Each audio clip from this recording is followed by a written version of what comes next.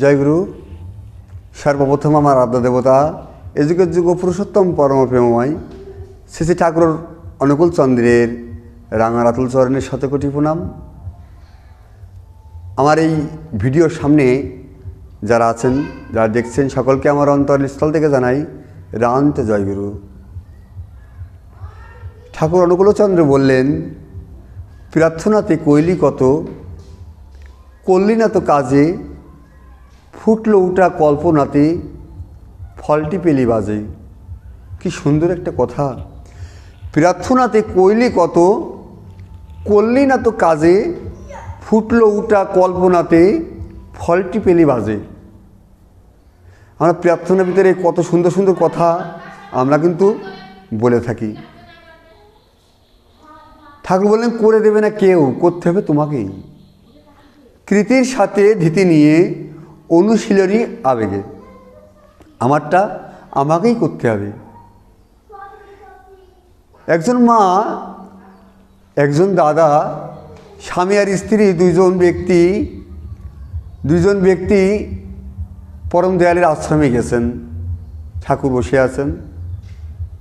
ঠাকুর, আজকে সৎসঙ্গ 15 বছর আমি দীক্ষা গ্রহণ করেছি, আমাদের একটি সন্তান হয় না, আপনার কাছে এলাম, আমাদের যদি একটা সমাধান দিতেন। ঠাকুর বললেন, ওই বড়মার কাছে যা, ওই বড়মার কাছে যা। দাদা আরে মাটি বড়মার কাছে গেলেন। মা, ঠাকুর আপনার কাছে পাঠালেন, আমরা 15 বছর ঠাকুরের দীক্ষায় দীক্ষিত হয়েছি, আমাদের একটি সন্তান হয় না। তখন আমাদের বড় মা ওই মাটিকে বলছে,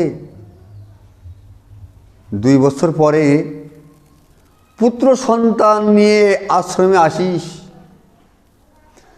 2 বছর পরে পুত্র সন্তান নিয়ে আশ্রমে আসিস। 1 বছর নাই যেতে মাটির গর্ভে সন্তান এসল, পুত্র সন্তান হলো। 2 বছর পরে এই মাটি সন্তানকে নিয়ে এসছে। ঠাকুর, আপনি যে বলিলেন যে 2 বছর পরে আশ্রমে আসার কথা, মা বলছিল, এসছি পুত্র সন্তান, যা, খুব ভালো হবে না।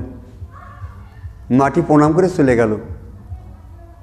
বাচ্চার বয়স 5 বছর।